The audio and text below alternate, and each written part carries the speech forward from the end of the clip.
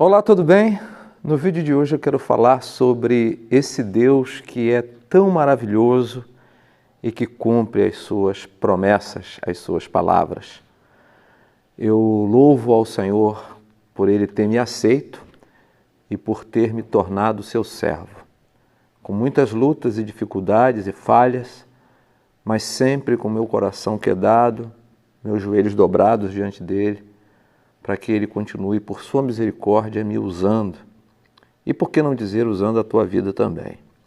Vou pedir para você não sair daí, para a gente ir até o final do vídeo. Sei que o Espírito Santo vai ministrar o teu coração. E eu vou pedir a você que ainda não se inscreveu no meu canal para se inscrever. Eu estou muito contente de ver dia a dia chegando mais alguém para fazer crescer essa família. E lógico, vou pedir para que você não apenas assista ao meu vídeo. Porque quando você só assiste, como eu sempre digo, o vídeo perde a relevância. Mas quando você dá aquele triplo C, depois de assistir, curtir, comentar e compartilhar, o vídeo chega a muitos lugares e a muitas pessoas.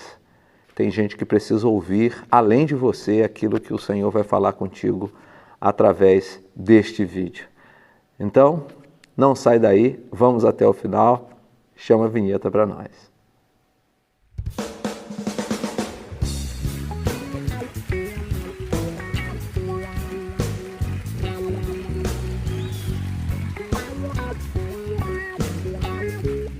Eu quero começar lendo o livro de Josué, capítulo 21, versículos 43, 44 e 45.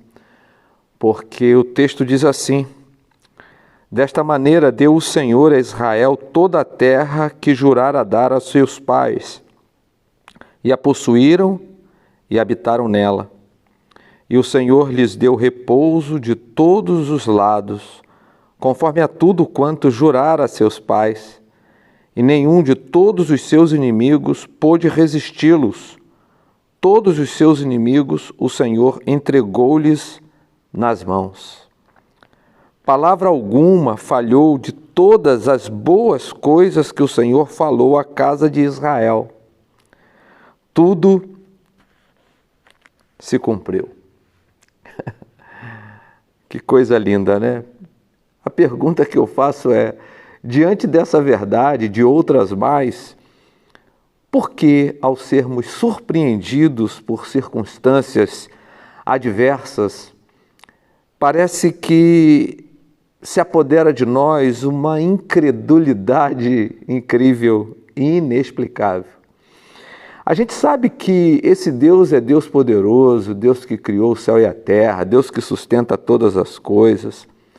Mas, infelizmente, diante de situações às quais não podemos opinar ou fazer algo de prático, o desespero toma conta do nosso coração, da nossa mente, da nossa alma, nos impedindo de raciocinarmos como convém a servos do Senhor.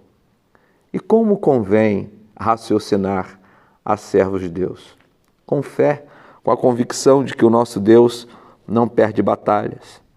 Quando essas coisas acontecem, nós somos então tentados a ceder. E pasmem, infelizmente, alguns chegam ao cúmulo de se esquecerem quem é o nosso Deus. E, meus amados irmãos, o nosso Deus é inigualável, o nosso Deus é magnífico, o nosso Deus é poderoso e não há outro como o nosso Deus. Vejam vocês que Isaías 64:4 diz: porque desde a antiguidade não se ouviu, nem com ouvidos se percebeu, nem com os olhos se viu, um Deus além de ti que trabalha para aquele que nele espera. Que coisa maravilhosa, que percepção desse profeta a respeito de Deus. Paulo, o grande apóstolo Paulo, ele vai lembrar aos coríntios assim: mas, como está escrito, as coisas que o olho não viu e o ouvido não ouviu, e não subiram ao coração do homem, são as que Deus preparou para os que o amam. 1 Coríntios 2:9. Você ama o Senhor? Pois é. Deus preparou todas as coisas para você e para mim, para nós. A Bíblia nos diz que Davi foi tomado por um desejo de construir a casa do Senhor. E lá no mesmo texto do segundo livro de Samuel, nós vamos ler a respeito do estabelecimento da aliança davídica. E em sua oração, Davi faz uma declaração profunda. Ele diz: portanto, grandioso és, ó Senhor Deus, porque não há semelhante a ti, e não há outro Deus senão tu só. Segundo tudo o que temos ouvido com os nossos ouvidos. Segundo o livro de Samuel, capítulo 7, 22. Ora, meus amados irmãos, queridos que estão me assistindo nesse momento, os servos do Senhor, que estão listados nas Escrituras do Antigo Testamento, eles não tinham, como nós temos, uma referência. A gente pode pensar que as experiências que eles tinham eram experiências vividas no tempo e sem reservas. A gente pode pensar, por exemplo, em Abrão e Moisés. Abrão, por exemplo, habitava no meio de um povo politeísta, mas Deus enxergou aquele homem e falou com ele, e ele o obedeceu. Por isso, queridos, é que quando lemos Josué, capítulo 21, dos versículos 43 ao 45, o nosso coração é cheio de gratidão, é cheio de alegria. E nós sentimos gratidão e alegria por causa do cumprimento das promessas de Deus. O nosso Deus é um Deus que cumpre a sua palavra. O nosso Deus é um Deus de palavra e cumpre as suas promessas. A Jeremias, no capítulo 1, versículo 12, ele diz: viste bem, porque eu velo sobre a minha palavra para cumpri-la. O nosso Deus não é um menino de recados. O nosso Deus não é um homem da política que lhe promete uma coisa e daqui a pouco esquece de você. Não. Ele vela, como ele diz, sobre a sua palavra para cumpri-la.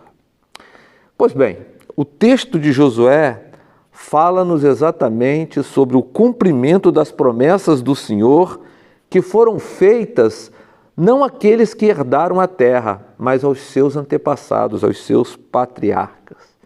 E o texto vai nos dizer que Deus derrotou os inimigos de Israel, fez com que todos os seus inimigos fossem jogados por terra e lhes deu a sua terra, a sua possessão. Vejam aqui o que diz o versículo 41 do capítulo 21 de Josué: palavra alguma falhou de todas as boas coisas que o Senhor falou à casa de Israel, tudo se cumpriu. Que coisa maravilhosa, né?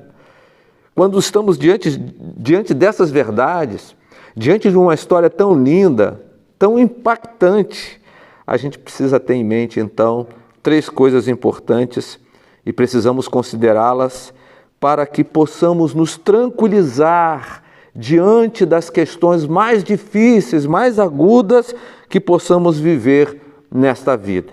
E a primeira coisa importante é a importância de conhecermos a palavra de Deus e os seus atributos. Existem pessoas que estão na igreja, mas não conhecem a Bíblia, não leem, não estudam a palavra, elas são religiosas.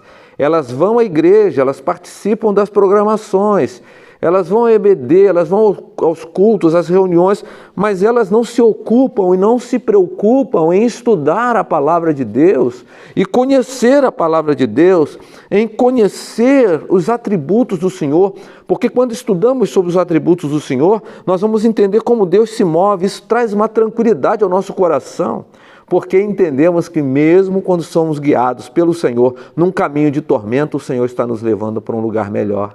A Bíblia diz que Deus tem o seu próprio caminho na tormenta. Portanto, a primeira coisa importante é conhecermos a palavra de Deus e os seus atributos. A segunda coisa, as promessas que Deus nos faz, elas vão se cumprir, mas vão se cumprir no tempo de Deus. Às vezes somos impacientes, sabe, nos tornamos intempestivos, e achamos que o nosso Deus, então, que disse o que disse, não vai fazer o que prometeu. Nós também vivemos um tempo onde existem muitas pessoas que estão por aí dizendo o que Deus disse quando Deus não disse. E dizem que Deus prometeu quando Deus não prometeu. Isso cria um problema grave na vida das pessoas. Porque acreditem, quando Deus promete, Ele cumpre.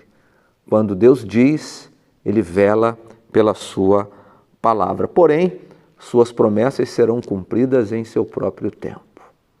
Vocês estão lembrados, o povo estava cativo no Egito. E Deus lhes fez uma promessa, exatamente o cumprimento daquilo que Deus falou. Nós lemos aqui no capítulo 21 de Josué. Mas entre a promessa e o cumprimento da promessa, havia o deserto.